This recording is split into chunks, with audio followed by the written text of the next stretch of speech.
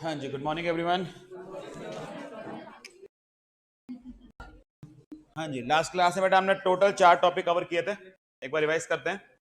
शुरुआत किया था हमने holder and holder in due course से। होल्डर इन ड्यू कोर्स क्या होता है हमने ये देखा था। फिर मैंने आप लोगों के साथ कुछ प्रिविलेजेस डिस्कस किए थे होल्डर इन ड्यू कोर्स के, जहाँ दो मेन पॉइंट बड़े काम के थे। एक इनकोएट इंस्ट्रूमेंट का कंसेप्ट निकल के आया था, एक वो इंस्ट्रूमेंट जो कंडीशनली डिलीवर किए जाते हैं उनकी बात सामने आई थी। तो दूसरी बात हमने ये कवर की थी। तीसरा हमने इसके अंदर कंसेप्ट शुरू किया था चेक के बारे में। चेक के बारे में ब्रॉडली हमने 3 बातें कल की क्लास में कवर करी हैं।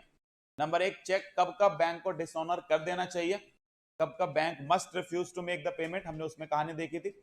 हमने देखी थी कि नंबर 2 सर, अगर आपका जो ड्रॉई बैंक है वो उन कारणों को छोड़कर किसी और वजह से चेक डिसऑनर करता है या गलत कारण से चेक डिसऑनर करता है तो उसकी लायबिलिटी देखी थी कि ड्रॉयर उसके अगेंस्ट डैमेजेस के सूट फाइल कर सकता है। तीसरा हमने वो सिनेरियो देखा था सर जहां चेक एक रीजनेबल टाइम में प्रेजेंट नहीं किया जाता, इस वजह से ड्रॉयर को लॉस होता है और ड्रॉयर उस लॉस के हद तक डिस्चार्ज हो जाता है। और चौथी बात हमने चेक के बारे में शुरू की थी 138 का कंसेप्ट, कि जब चेक इनसफिशिएंसी ऑफ फंड्स की वजह से डिसऑनर होता है तो ऐसे केस में एक प्रोसीजर फॉलो करने के बाद आप अपने उस ड्रॉयर के अगेंस्ट कंप्लेन फाइल कर सकते हैं और वो ड्रॉयर 2 साल तक की इम्प्रिजनमेंट और twice the amount of cheque के लिए लायबल होता है। तो ये मेजर 4 बातें थी जो कल की क्लास में हमने कवर की थी। फटाफट से एक बार रिवाइज करते हैं। कंसेप्ट स्टार्ट किया था हमने holder and holder in due course का। हमने कहा जी होल्डर और होल्डर इन ड्यू कोर्स के कंसेप्ट की बात करें तो 5 कंडीशंस पे टिका हुआ एक कंसेप्ट है। 2 कंडीशंस पूरी होने पर आप होल्डर बन जाते हैं, एडिशनल 3 कंडीशंस पूरी होने पर आप होल्डर इन ड्यू कोर्स बन जाते हैं। होल्डर बनने के लिए 2 बातें पूरी करनी है। You should be entitled to the instrument in your own name, and in addition to being entitled to instrument in your own name, you should be entitled to receive payment which is due thereon। तो दोनों बातें आपके पास होनी चाहिए। Instrument आपके नाम पर होना चाहिए, इन अदर वर्ड्स आपके पास लीगल अधिकार होना चाहिए इंस्ट्रूमेंट रखने का। नंबर 2, उसके ऊपर पैसा लेने का अधिकार भी आपके पास होना चाहिए। जब दोनों बातें पूरी हो जाती हैं हम कहते हैं व्यक्ति जो दोनों चीजें पूरी कर रहा है is termed as a holder. फिर होल्डर इन ड्यू कोर्स बनने के लिए ऐसा व्यक्ति जो होल्डर है इसके अलावा वो 3 बातें पूरी करेगा। नंबर 1, होल्डर बनेगा एक कंसिडरेशन के लिए, कंसिडरेशन लॉफुल होनी चाहिए, कंसिडरेशन का एडिक्वेट होना जरूरी नहीं है। नंबर 2, बिफोर मेच्योरिटी बनेगा। नंबर 3, ये इंस्ट्रूमेंट को लेगा गुड फेथ पर। गुड फेथ में हमने 2 बातें देखी थी सर, इंस्ट्रूमेंट को ऊपर ऊपर से देखकर on the face of it वो कंप्लीट दिखना चाहिए। दूसरा, आपको ऐसा कोई सस्पिशियस सर्कमस्टांस नहीं दिखना चाहिए जहां पर आप डाउट कर सकें उस व्यक्ति के टाइटल के बारे में जिसने आपको सर्टिफिकेट या कह रहा हूं या आपको जो चेक है या कह लीजिए जो बिल्स ऑफ एक्सचेंज है जो भी आपको दिया है वो नेगोशिएबल इंस्ट्रूमेंट जब आप जिससे ले रहे हैं उसके टाइटल के ऊपर आपको क्या नहीं होना चाहिए, इफेक्ट किया या कोई शक नहीं होना चाहिए। ये 3 सिनेरियो पूरे करने पर आप होल्डर इन ड्यू कोर्स बनते हैं। एज सच हमें होल्डर इन ड्यू कोर्स की डेफिनेशन याद नहीं रखनी है बिकॉज बुक में नहीं दी हुई है। 2 टर्म जरूर याद रखने हैं कि एक होल्डर होता है, एक होल्डर इन ड्यू कोर्स होता है। इसका इस्तेमाल हमने यहाँ किया था कि सर हमने प्रिविलेजेस देखे थे होल्डर इन ड्यू कोर्स के। पहला प्रिविलेज हमने देखा था जी, पहला privilege holder in due course पर आपको यह मिलता है कि आपके टाइटल को कोई चैलेंज नहीं कर सकता। इन अदर वर्ड्स, आप अपने ट्रांसफर से एक बेटर टाइटल रखते हैं। अगर आपका ट्रांसफर के पास टाइटल नहीं था, उसने फ्रॉड से, इलीगल कंसीडरेशन से, थेफ्ट से वो चेक एक्वायर किया था, वो नेगोशिएबल इंस्ट्रूमेंट एक्वायर किया था, अगर आप उससे गुड फेथ में ले लेते हैं और होल्डर इन ड्यू कोर्स बन जाते हैं, ऐसे सिनेरियो में your title is better than that of your transfer. ना केवल आपका टाइटल बेटर है, आप अपने जैसा टाइटल आने वाले ट्रांसफरीज को ट्रांसफर करते हैं तो not only you only get a better title, you also and up transferring a better title. तो पहली सिनेरियो तो हमने ये कवर किया था। 2 बातें बेटा जो सिलेबस का पार्ट था क्योंकि ये हमारा एक्स्ट्रा हमने समझने के लिए किया था। एक हमने इसमें कंसेप्ट देखा था सर इनकोएट इंस्ट्रूमेंट का। इनकोएट इंस्ट्रूमेंट को हमने समझने के लिए पहले देखा था कि सर समझने के लिए होल्डर इन ड्यू कोर्स की जरूरत थी बिकॉज सारा डिफरेंस इनकोएट इंस्ट्रूमेंट में इसी बात पे टिका हुआ है कि होल्डर कितना रिकवर कर सकता है और होल्डर इन ड्यू कोर्स कितना रिकवर कर सकता है। पहले हमने कहा जी एक इनकोएट इंस्ट्रूमेंट होता क्या है। उन्होंने कहा जी एक इनकोएट इंस्ट्रूमेंट ऐसा इंस्ट्रूमेंट होता है जो एक ब्लैंक इंस्ट्रूमेंट होता है, एक इनकम्प्लीट इंस्ट्रूमेंट होता है, लेकिन उसे साइन कर स्टैंप कर सामने वाले को डिलीवर कर दिया जाता है। ऐसा इंस्ट्रूमेंट एक इनकोएट इंस्ट्रूमेंट कहलाता है।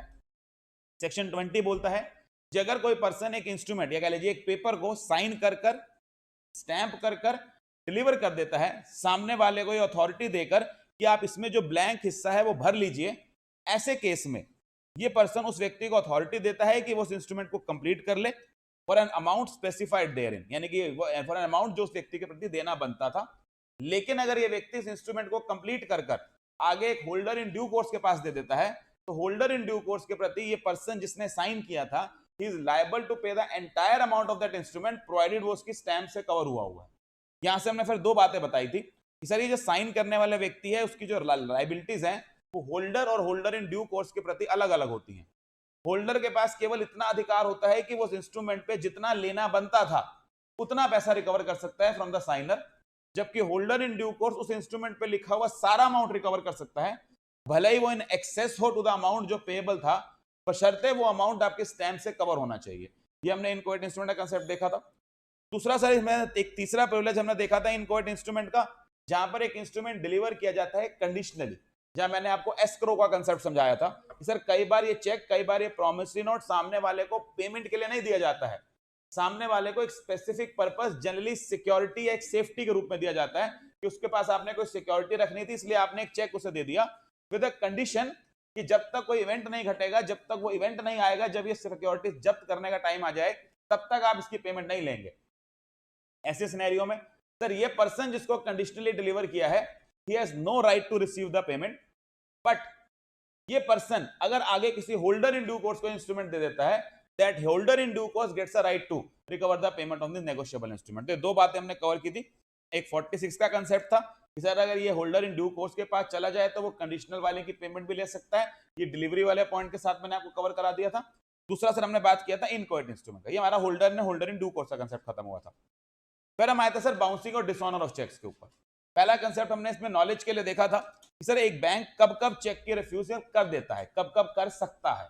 कई सारे हमने कारण देखे, the primarily one being insufficiency of funds होती है in the account. Number 2 sir cheque incomplete होता है, अनडेटेड होता है। नंबर 3 स्टेल चेक हो गया है, 3 महीने की जो उसका वैलिडिटी का पीरियड है वो खत्म हो गया है। चेक पोस्ट डेटेड है तो आज की डेट में भी ऑर्डर बना ही नहीं है। इरेगुलर सिग्नेचर है, सिग्नेचर मैच नहीं हो रहे हैं, कोई ऑल्ट्रेशन दिखती है, फंड्स प्रॉपर्ली एप्लीकेबल नहीं है, यानी कि बैंक ने लीन एक्सरसाइज किया हुआ है, कोई अथॉरिटी का गार्निशी ऑर्डर है, अकाउंट होल्डर की डेथ हो गई है, अकाउंट बंद कर दिया गया है, अकाउंट होल्डर इंसॉल्वेंट हो गया है, या अकाउंट होल्डर ने स्टॉप पेमेंट की क्या डाली है, रिक्वेस्ट डाली है। ऐसे सिनेरियो के अंदर जनरली चेक वापस कर दिया जाएगा, चेक डिसऑनर हो जाएगा। लेकिन इन कारणों के अलावा अगर बैंक किसी और कारणवश चेक डिसऑनर करता है, यानी कि कोई जेन्युइन कारण ना होने की वजह से भी आपका चेक डिसऑनर कर देता है, इसको नाम दिया जाता है it's a wrongful dishonour of cheque. और रॉन्गफुल डिसऑनर ऑफ चेक में आपका जो ड्रॉई बैंक है, आपका जो पेइंग बैंक है जिसके ऊपर आपने चेक ड्रॉ किया था, वो ड्रॉयर के प्रति जिम्मेवार होता है, लायबल होता है फॉर एग्जाम्पलरी डैमेजेस, जो जनरली रेपुटेशन के लॉस के लिए दिए जाते हैं। लेकिन यहाँ एक बात समझने वाली थी कि sir unlike a bill of exchange, आपका होल्डर ड्रॉई के अगेंस्ट सूट फाइल नहीं कर सकता है, it is only the dryer जो क्या करता है, बैंक के अगेंस्ट सूट फाइल करता है। ये बात हमने यहाँ कवर करी थी। पर सर इस रूल की हमने एक एक्सेप्शन देखी थी, effect of non present of cheque within reasonable time. Sir वो सिनेरियो है जहां एक चेक रीजनेबल टाइम तक प्रेजेंट नहीं किया जाता and in the mean time जो वो बैंक है वो बैंक फेल कर जाता है। ऐसे केस में ये पर्सन, ये जो ड्रॉयर है जिसने चेक दिया था, he gets discharged by the amount by which he is a creditor of a bank for a larger amount than he would have been अगर ये चेक टाइमली पे हो जाता। तो हमने इसका मतलब समझा था कि सर आप ये देखते हैं कि चेक प्रेजेंट हो जाता तो बैलेंस कितना था, चेक नहीं प्रेजेंट हुआ तो बैलेंस कितना रह गया, वो बैलेंस का आपको नुकसान हुआ, वो जो डिफरेंस है वो आप क्या हो जाएंगे, डिस्चार्ज हो जाएंगे। आप डिस्चार्ज हो जाएंगे, लेकिन आपका जो होल्डर है ही गेट्स अ राइट कि वो उस पैसे के लिए क्या कर सकता है, बैंक के अगेंस्ट सूट फाइल कर सकता है। डिपेंडिंग अपॉन बैंक कितना पे कर रहा होगा तो वो उसके पे पैसा रिकवर करेगा। ये वाली बात हमने कवर करी थी। और लास्ट बात सर इसके अंदर हमने शुरू की थी 138 से 140 का कंसेप्ट, जहां हमने 130 और 139 निपटा लिया था। आज 140 की थोड़ी सी बात करनी है, बस तुम्हारा ये वाला पार्ट भी कंप्लीट हो जाएगा। Dishonour of cheques due to insufficiency of funds. Sir 138 एक क्रिमिनल सेक्शन है जो ड्रॉयर ऑफ चेक के ऊपर अगर इनसफिशिएंसी ऑफ फंड्स के वजह से चेक डिसऑनर होता है और वो नोटिस मिलने के बाद भी पैसा नहीं पे करता है दोबारा से, तो आपके होल्डर को यह अधिकार देता है कि वो आपके ड्रॉयर ऑफ चेक के अगेंस्ट एक क्रिमिनल केस इनिशिएट कर सके, जहां पर 2 साल तक की imprisonment and twice the amount of cheque का फाइन लगाया जा सके। लेकिन 138 को इंप्लीमेंट करने के लिए सर कई सारी बातें हमने देखी थी। नंबर 1, ये केवल और केवल तब लगता है जब चेक इनसफिशिएंसी ऑफ फंड्स की वजह से डिसऑनर होता है, बाकी सारी कारणों में 138 इन्वोक नहीं किया जा सकता। 138 इन्वोक करने से पहले भी कुछ स्टेप्स हैं जो पूरे करने पड़ते हैं। पहली चीज सर इसमें हमने चेक करनी पड़ेगी कि जो ये चेक ड्रॉयर ने इशू किया है पेई को, या आगे घूमकर होल्डर के हाथ चला गया, इंडोर्सी के हाथ, this should have been issued for discharge of a legally enforceable debt. In other words, ये फ्री में बिना कंसिडरेशन दिया हुआ नहीं होना चाहिए। There should be some debt जो आपने सामने वाले को चुकाना था, उसकी वजह से आपने क्या किया है, ये चेक इसको इशू किया है। ये बात अलग है कि 139 एक प्रिजम्पशन रेस करता है, वो कहता है जी हम ये मान के चलेंगे कि सारे चेक किसके लिए दिए जाते हैं, डेट डिस्चार्ज के लिए दिए जाते हैं, कंसिडरेशन के लिए ही दिए जाते हैं। अगर ऐसा नहीं है तो एज ड्रॉयर आप साबित करिए कि आपने चेक बिना कंसिडरेशन दिया था। तो ये बेसिक प्रिजम्पशन है जो 139 में दी हुई है, इसको presumption in favour of holder बोला जाता है कि होल्डर को साबित नहीं करना है। होल्डर तो कहेगा जी मेरा चेक क्या हो गया है, डिसऑनर हो गया। ड्रॉयर आके साबित करेगा कि नहीं 138 नहीं लगता, मेरा इस केस में जो चेक है वो विदाउट कंसिडरेशन या विदाउट एनफोर्सेबल डेट के रीपेमेंट के लिए दिया गया था। दूसरी बात, सर ये जो चेक प्रेजेंट किया जाएगा पेई या एंडोर्सी की तरफ से, ये विद इन 3 months और the period of validity of cheque whichever is earlier के अंदर ये प्रेजेंट हो जाना चाहिए। फिर ये चेक वापस आना चाहिए ड्रॉई बैंक की तरफ से because of the reason of insufficiency of funds. जब ये इंटीमेशन मिल जाए बैंक की तरफ से एक होल्डर को कि चेक डिसऑनर हो गया इनसफिशिएंसी की वजह से, इस इंटीमेशन के मिलने के 30 दिन के अंदर अंदर वो एक नोटिस देगा आपके ड्रॉयर को डिमांडिंग पेमेंट।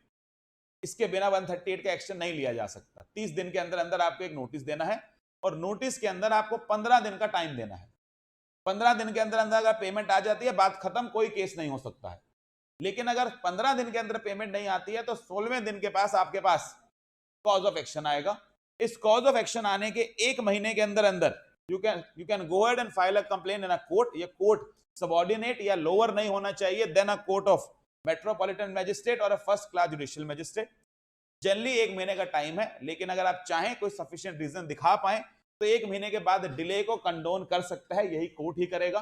और कोर्ट मैटर सुनकर ऑब्वियसली जो पर्सन है, जो ड्रॉयर है, उस पर इंप्रिजनमेंट इंपोज कर सकता है 2 साल तक की, फाइन लगा सकता है twice the amount of cheque और बोथ। ये हमारा पूरा कंसेप्ट था जो हमने लास्ट क्लास में कवर किया था।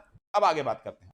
इसके बाद 138 आपसे कवर करा लिया, 139 कवर करा दिया जब मैंने प्रिजम्पशन की बात करी। Now we are moving to 140। 140 क्या कहता है? 140 के बाद मैं एक लास्ट कंसेप्ट और कराऊंगा जो सेक्शन में नहीं दिया हुआ, लेकिन क्वेश्चन सबसे ज्यादा उसी में से आता है। 140 का कंसेप्ट ये कहता है, कहानी समझते हैं उसके लिए। हुआ क्या, सर एक ए नाम का व्यक्ति है, इसने बी को चेक दिया और ऑब्वियसली चेक की वैलिडिटी कितनी होती है? 3 महीने की वैलिडिटी होती है। सर जिस आपने चेक दिया, चेक के अंदर पैसे थे, अमाउंट था 10,000 रुपए, और जिस दिन आपने चेक दिया उस दिन अकाउंट के अंदर बेटा 60-70 हजार रुपए पड़े थे। तो you were very much believing कि हाँ ये चेक लगाएगा, मेरा चेक क्या हो जाएगा, क्लियर हो जाएगा। लेकिन इस व्यक्ति ने 2 महीने तक चेक नहीं लगाया, और चेक ना लगाने की वजह से वो बताएगा थोड़े ना मैं कब चेक लगाऊंगा। जिस दिन उसने चेक लगाया बाय चांस आपके अकाउंट में उस दिन 10,000 रुपए नहीं थे, क्योंकि मान लीजिए बेटा एक सैलरीड व्यक्ति का एम्प्लॉय है, महीने का अंत का टाइम चल रहा था, अभी सैलरी आनी थी अगले महीने लाख रुपए की, तो उसको लगा था अभी सैलरी आ जाएगी, महीने के एंड में उसके अकाउंट में 6-7 हजार रुपए पड़े थे, और बाय चांस उस दिन क्या कर दिया, इस बी ने चेक लगाया और ये चेक डिसऑनर हो गया due to insufficiency of fund. And let us say बेटा ये मैटर कोर्ट तक पहुंचा। वैसे तो कोर्ट तक मैटर बहुत मुश्किल से पहुंचता है कि आपको नोटिस देना पड़ेगा, 15 दिन का टाइम देना पड़ेगा, वो पे कर देगा तो गेम खत्म, आप कोर्ट जा ही नहीं सकते। लेकिन हम मान के चलते हैं इस केस में कोर्ट गया, यानी कि उसने नोटिस के बाद भी पैसा नहीं पे किया इन्हें, और जब ये कोर्ट गया तो बेटा ए ने जाके वहां ये डिफेंस उठाया कि सर देखिए जिस दिन मैंने चेक दिया था ना, I had no reason to believe कि ये चेक डिसऑनर हो जाएगा, तो मैंने जानबूझ के डिसऑनर नहीं किया है, गलती से हो गया है, मेरी कोई नियत नहीं थी डिसऑनर करने की। इनफैक्ट जब मैंने चेक दिया तब अकाउंट में क्या थे, पैसे थे। I had full right to believe, I had the full reasonable ground to believe कि चेक क्लियर हो जाएगा, बट हुआ कुछ ऐसा कि इन्होंने 2 महीने तक लगाया नहीं और मेरा चेक इसलिए क्या नहीं हो पाया, क्लियर नहीं हो पाया। वो बेसिकली ये कहना चाह रहा है कि डिसऑनर बेटा इंटेंशनल नहीं है, तो शायद वो अपने बैंक बैलेंस शीट से साबित भी कर देगा कि इंटेंशनल नहीं है, जब मैंने चेक दिया था मेरी कोई ऐसी नियत नहीं थी चेक क्या हो जाए, डिसऑनर हो जाए। अगर उस दिन लगा देता तो चेक क्या हो जाता, ऑनर हो जाता, क्लियर हो जाता। ये 2 महीने नहीं लगाया तो उस समय अकाउंट में पैसे नहीं थे, इनफैक्ट सर उसके बाद भी 10 दिन बाद पैसे आ गए, तो ऐसा नहीं है अकाउंट में पैसे नहीं है। अब क्या ये डिफेंस है, दैट इज द क्वेश्चन जो पूछा जाता है। ये डिफेंस इसलिए क्वेश्चन इसलिए इंपॉर्टेंट होता है बेटा क्योंकि जिस केस में आप खड़े हैं ये क्रिमिनल केस है, और क्रिमिनल केस के अंदर बेटा एक कंसेप्ट होता है जिसको हम बोलते हैं मेंस रिया का कंसेप्ट। मेंस रिया का कंसेप्ट क्या होता है? मेंस रिया का कंसेप्ट होता है the concept of intention. 2 concept होते हैं बेटा, एक होता है एक्टस रिया, एक होता है मेंस रिया। यानी कि सिंपल भाषा में बेटा किसी भी चीज को ऑफेंस बुलाने के लिए ना उसके 2 टुकड़े होते हैं, एक वो काम जिसको आप ऑफेंस बुला रहे हैं और उस काम को पीछे करने की नियत। तो एक चीज ऑफेंस तब बनती है जब आप एक ऐसा काम करते हैं जो आपने इस नियत से ही किया था कि सामने वाले को नुकसान पहुंचे। जैसे आप मर्डर को डिफाइन करें तो उन्होंने मर्डर को डिफाइन किया है, N act committed with the intention of causing death of another person is murder. तो आपने कुछ काम भी किया है और काम करने के पीछे नियत भी क्या थी कि किसी पर्सन की डेथ कॉज करनी है, then it's a crime. In other words, सिर्फ मन में नियत रखना कि ये बंदा मर जाए, पता नहीं क्यों ही जिंदा है, क्राइम नहीं है, बिकॉज आपने कुछ किया नहीं है। नियत पूरी है कि मर जाए, या आपने कुछ किया है लेकिन नियत ये नहीं थी कि इसकी डेथ हो जाए। तो सर सड़क किनारे हम दोनों की, दो लोगों की बहस हुई, एक व्यक्ति ने दूसरे वाले को दूर करने के लिए धक्का मारा, दूर हो, और जैसे ही दूर हुआ बेटा पीछे से बस आई लेके ले गई। अब आप समझें, did the act cause a death? Yes, it did cause a death, but did I commit that act with the intention of causing death? No. तो ये मर्डर नहीं है, this is not a murder. That is how criminal law works. आपको दो चीजों पे काम करना होता है।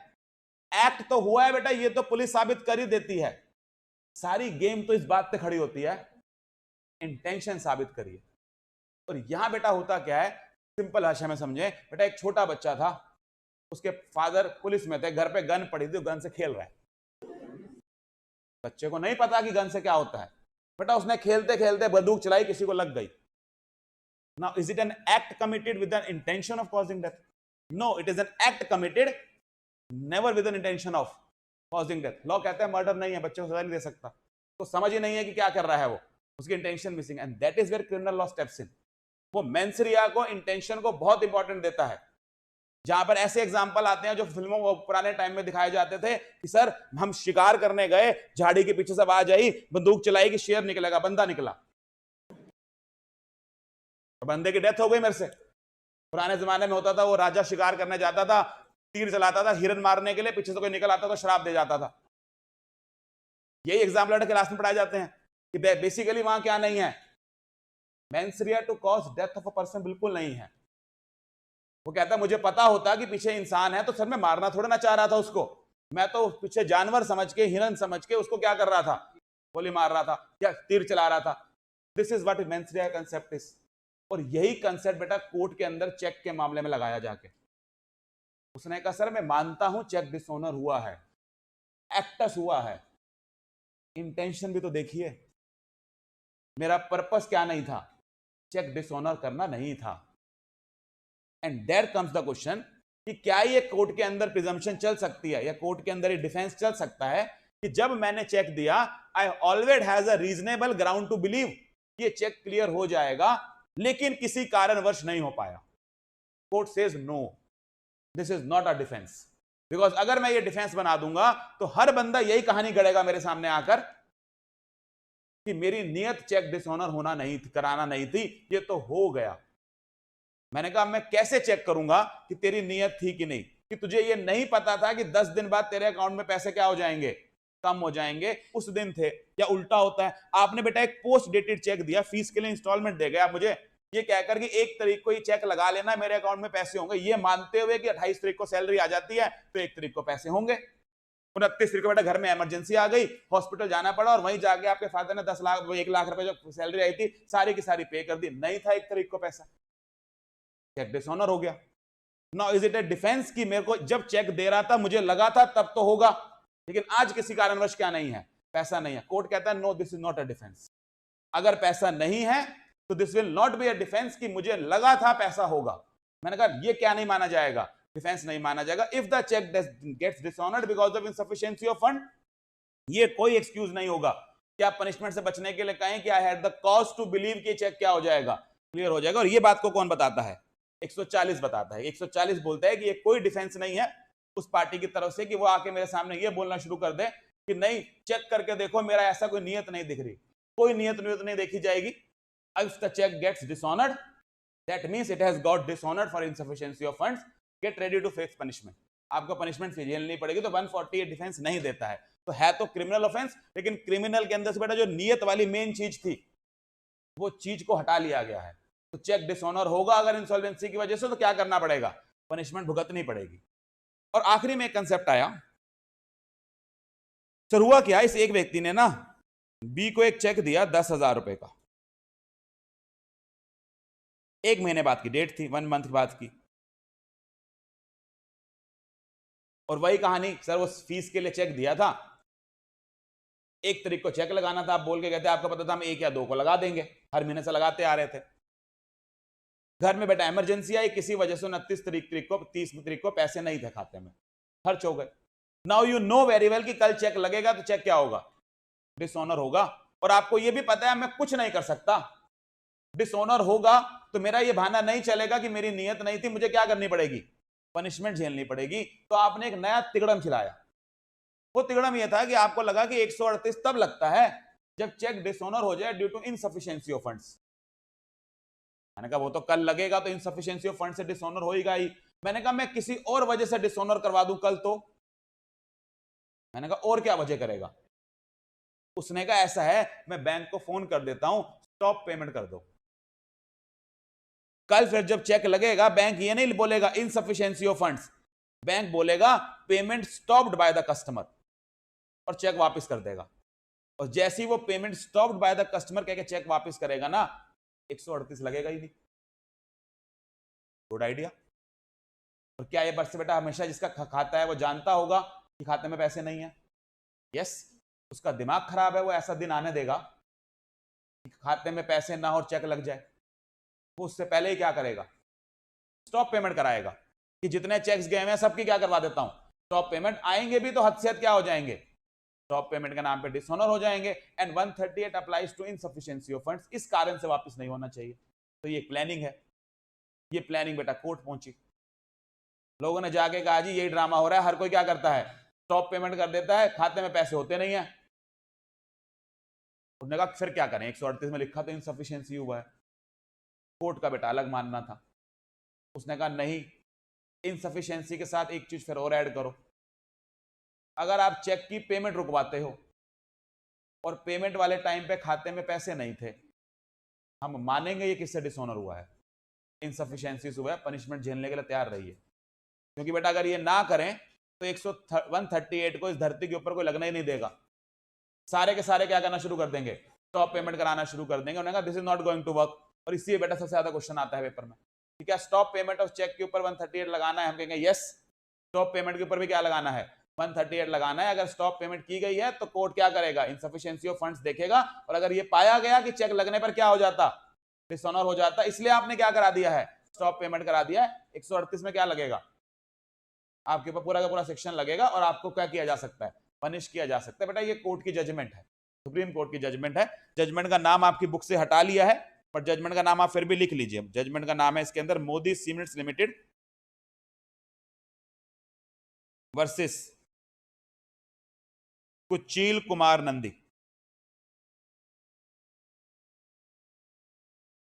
लैंडमार्क जजमेंट जहां पे पहली बार स्टॉप पेमेंट के बाद कई जजमेंट्स और आ चुकी हैं, this was the first one जहां पर यह बात दी गई थी। सुप्रीम कोर्ट की जजमेंट है Modi Cements Limited versus Kuchil Kumar Nandi, case जहां पर यह बोला गया कि stop payment of cheque will be considered as equivalent to insufficiency of funds, और इस केस में भी क्या किया जाएगा, 138 लगाया जाएगा। इसके बाद बेटा एक केस और आया है, सिलेबस में नहीं डाला उन्होंने, नॉलेज के लिए बता देता हूं।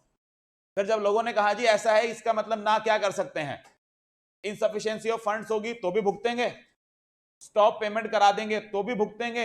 एक ने कहा खाता ही बंद करा देता हूं, ना रहेगा बांस ना बजेगी बांसुरी। उसने 30 तारीख को फोन किया, खाता बंद कर मेरा कल सुबह, और खाता ही बंद करा दिया। अब भी बेटा चेक तो क्या ही होगा, वापस ही होगा। कोर्ट की यहां भी जजमेंट आ चुकी है, उसने कहा इस पे भी क्या ही लगाएंगे, 138 लगाएंगे। डाला नहीं सिलेबस में, पूछेगा भी नहीं वो आपसे, बाकी नॉलेज के लिए मैंने आपको डाल दिया कि अकाउंट बंद करना भी कहां फंसता है, यहां फंसता है। तो आप समझेंगे 138 को बेटा इस तरह से इंटरप्रेट कर रहा है कोर्ट की नियत समझो 138 की।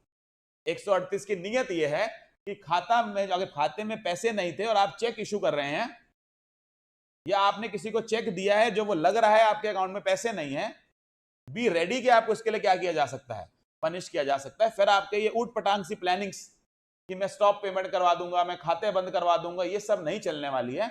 नो डाउट 138 का लैंग्वेज ये है कि इनसफिशिएंसी ऑफ फंड्स होनी चाहिए, बट उसमें बाकी बातें भी क्या करी गई हैं, इंक्लूड की गई। ये बेटा पूरा कंसेप्ट है 138 का, जहां से क्वेश्चन आता है। 138 का पूरा प्रोसेस मैंने आपके सामने कवर किया। 139 की प्रिजम्पशन कवर करी, 140 में ये डिफेंस नहीं है कि आपके पास ग्राउंड टू बिलीव था, ये कवर किया, और स्टॉप पेमेंट का कंसेप्ट मैंने आपसे कवर किया कि स्टॉप पेमेंट के केस में भी क्या माना जाता है, उसको 138 अप्लाई करता है। ठीक है जी, आइए एक बार इसकी बिल्कुल बेयर लैंग्वेज में आपको बुक से एक बार रीड करा देता हूं, या चार्ट से रीड कर लेते हैं। ये मैंने डायग्राम बनाया है तो इसको सेंटेंसेस के अंदर ये जो बात लिखी हुई है डायग्राम में, ये सेंटेंसेस में डाल दिया है यहाँ पे। पहले बेटा 138 की लैंग्वेज देखें, और 138 की लैंग्वेज में आपको एक चीज और समझ आएगी। क्या ऐसा हो सकता है कि बेटा मैंने अपने अकाउंट में से एक 10,000 का चेक ड्रॉ किया, लेकिन मेरे खाते में 9,000 रुपए थे, फिर भी बैंक ने क्लियर कर दिया? ओवरड्राफ्ट। सर ऐसा होता है? तो कई बार खाते में 9,000 रुपए होते हैं, लेकिन आपकी बैंक के साथ एक अरेंजमेंट होती है कि आपको 10,000 तक का, 50,000 तक का, 1 लाख तक का क्या मिलेगा, ओवरड्राफ्ट, डिपेंडिंग अपॉन आपकी क्या वर्थ है, बैंक का क्या रिलेशन है। कई बार आपकी एफडी वगैरह पड़ी होती है, तो उसके बेसिस पर आपको क्या दिया जाता है, ओवरड्राफ्ट दे दिया जाता है। तो मेरा चेक इनसफिशिएंसी ऑफ फंड्स की वजह से कब वापस आता होगा? जब सर वो चेक इस 9,000 प्लस मेरी ओवरड्राफ्ट लिमिट से भी क्या होता होगा, ज्यादा होता होगा। तब चेक क्या होता होगा, डिसऑनर होता होगा। इसलिए जब आप लैंग्वेज देखेंगे ना 138 की, वो कहता है जी चेक डिसऑनर हुआ है because of insufficiency of funds और because of exceeding the amount of arrangement made with the bank. अब वर्ड समझ जाएंगे क्या मतलब हो गया है। या तो ओवरड्राफ्ट नहीं था तो खाते में पैसों से बड़ा चेक था, या अगर ओवरड्राफ्ट लिमिट थी तो उस ओवरड्राफ्ट की लिमिट के बावजूद चेक क्या हो गया है, डिसऑनर हो गया, तो 138 अप्लाई कर जाएगा। देखें जी 138 की लैंग्वेज, एग्जैक्ट लैंग्वेज के मैं टुकड़े किए, कंसेप्ट सारा पढ़ा चुका हूं, सिर्फ लैंग्वेज पढ़ा रहा हूं। Where any cheque drawn by a person on an account maintained by him with a banker, बात समझ आती है? Where any cheque drawn by a person on an account maintained by him with a banker for payment of any amount of money to another person from out of that account for discharge in whole or in part of any debt or other liability is returned by the bank unpaid, either because of the amount of money standing to the credit of that account is insufficient to honor the check, or that it exceeds the amount arranged to be paid from that account by an agreement made with that bank। समझ आ गई बात? Sir पैसे से बाहर है या किससे बाहर है, ओवरड्राफ्ट लिमिट से बाहर है। such person shall be deemed to have committed an offense and shall be punished with imprisonment for a term which may extend up to 2 years or with a fine which may extend to twice the amount of check or with both। ये bare language है। इसी bare language के हमने टुकड़े किए हैं। Conditions to be complied to attract 138, जो मैंने डायग्राम बनाया था उसकी इंग्लिश है। पहली बात हमने लिखी थी, the cheque should have been dishonoured due to insufficiency of funds standing to the credit of the account on which the cheque was drawn और for the reason that the amount of the cheque drawn on the account exceeds the sanction limit of overdraft. मैंने simple भाषा में डाल दिया उसको। पहला कारण तो यही होना चाहिए। Number 2, the cheque should have been issued by the drawer in favour of another person for discharge of a legally enforceable debt or other liability in whole or part. Therefore, when any check is issued for meeting social obligations like charity, marriage presents, birthday gifts, etc., is dishonored for the want of funds, the drawer would not be deemed to have committed an offense. However, the court shall presume that the holder of the check received the check in discharge of a liability unless the contrary is proved by the accused drawer। ये 139 की presumption हो गई। फिर sir अगली बात, the check should have been presented to the bank within a period of 3 months from the date on which it is drawn or within the period of validity whichever is earlier। The payee or the holder of the check should have made a demand for the payment within 30 days of the receipt of intimation by him from the bank regarding the return of check as unpaid or bounced।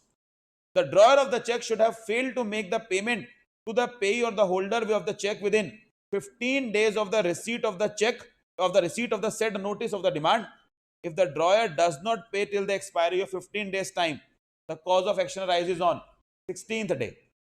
The payee of the check dishonored should have made a written complaint of the offense to the court not subordinate to that of metropolitan magistrate or first class judicial magistrate within 1 month of the date on which the cause of action arose, However, if the complainant satisfies the court that he has sufficient cause for not making the complaint within the prescribed period of 1 month, the court is empowered to condone the delay, court delay. सारी बात मैंने chart के अंदर लिखवा दी थी, इसलिए उसकी क्या है, इंग्लिश में वर्जन डाला हुआ है.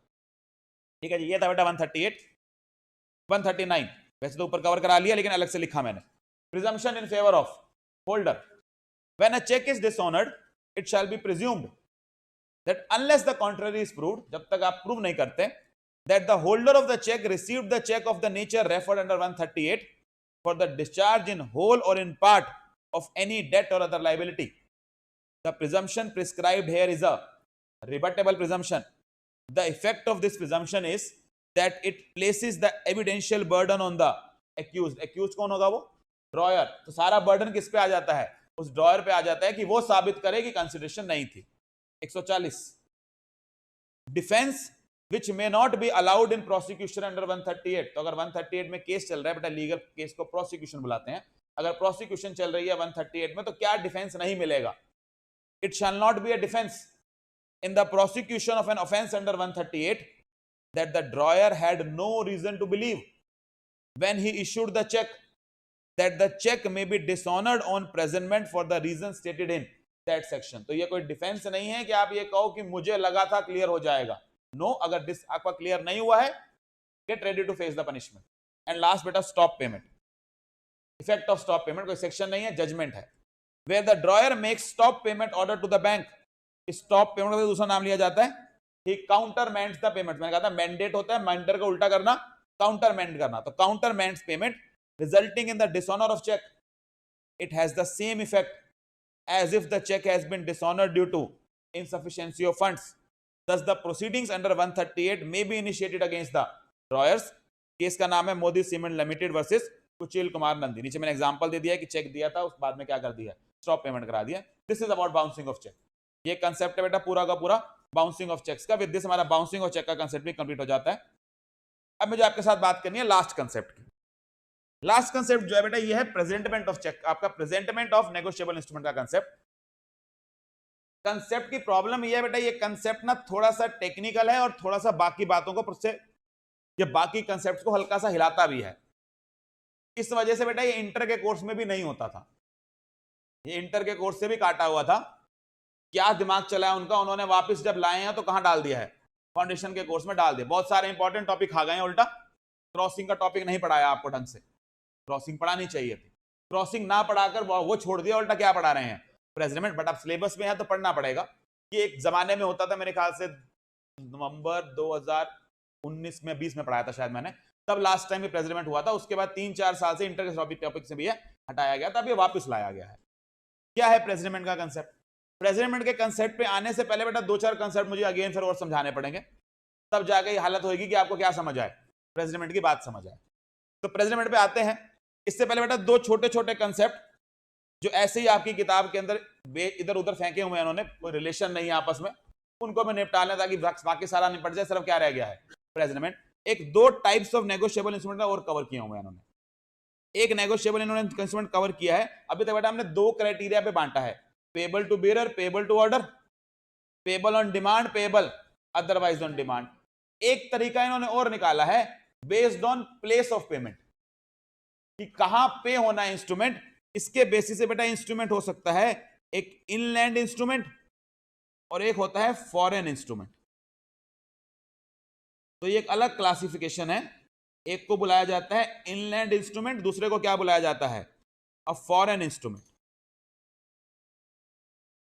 Inland instrument, foreign instrument. ये कंसेप्ट कवर्ड है सेक्शन 11 में इनलैंड इंस्ट्रूमेंट, सेक्शन 12 में फॉरेन इंस्ट्रूमेंट.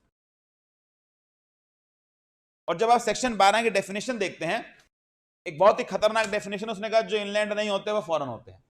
मैं चलो जान छुट्टी, ज्यादा दिमाग नहीं लगाना पड़ेगा.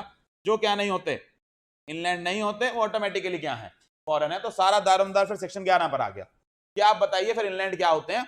जो आप नहीं कवर करेंगे हम सबको क्या बुला देंगे, फॉरेन बुला देंगे. और सेक्शन 11 ने डिफाइन किया जी, अगर एक नेगोशिएबल इंस्ट्रूमेंट को आपने क्या बुलाना है, इनलैंड इंस्ट्रूमेंट बुलाना है, तो वो 2 कंडीशंस पूरी करेगा. पहली कंडीशन होगी इट इज ड्रॉन और मेड इन इंडिया। ड्रॉन बेटा चेक और बिल ऑफ एक्सचेंज के लिए, मेड प्रॉमिसरी नोट के लिए।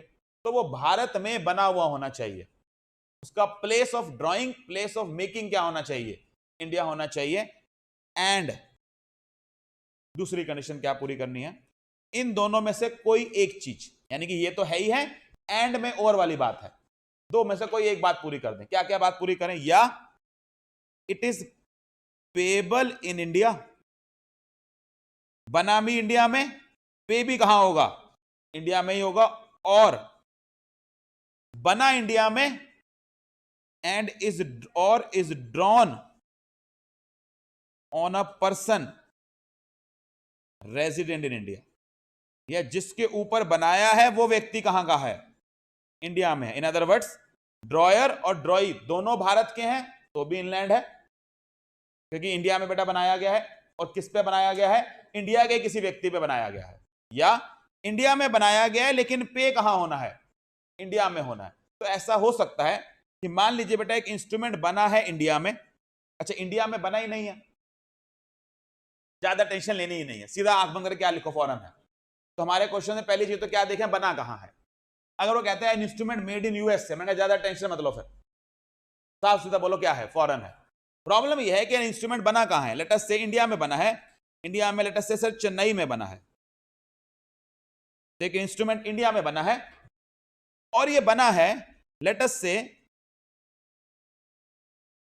एक बी नाम के व्यक्ति के ऊपर, यानी कि इससे आप एक्सेप्ट कराने वाले हैं, और ये बी यूएसए में रहता है।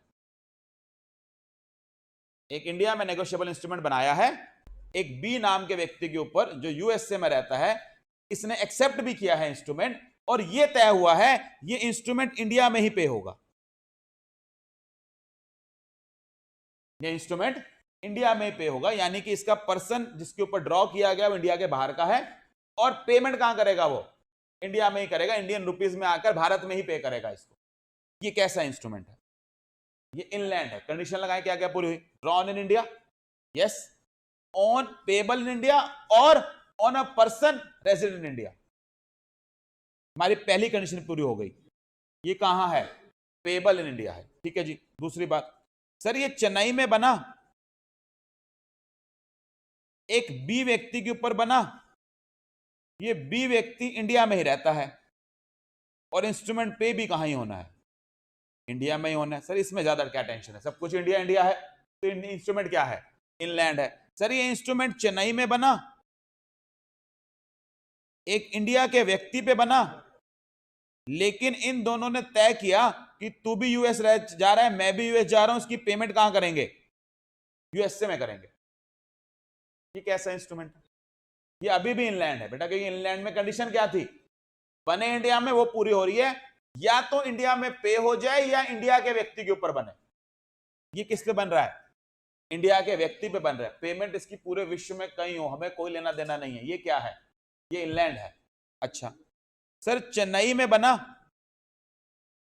एक बी पे बना, यूएसए का व्यक्ति है, और यही डिसाइड हुआ कि पे भी कहां ही होगा? यूएसए में ही होगा। अब ये फॉरेन है, क्योंकि सर इसके अंदर दूसरे वाले पार्ट में से एक भी कंडीशन क्या नहीं हो रही है? पूरी नहीं हो रही है। सर एक इंस्ट्रूमेंट यूएसए में बना, सर आगे बात ही मत करो हमसे, हमें सुननी नहीं आगे की कहानी। ये क्या है? फॉरेन। ऐसा हो सकता है बेटा यूएसए में बना, इंडिया के एक व्यक्ति पे बना, और इंडिया में ही पे होगा, तब भी ये क्या है? फॉरेन है। बिकॉज पहली condition is a must condition. Inland instrument कहां बनना चाहिए?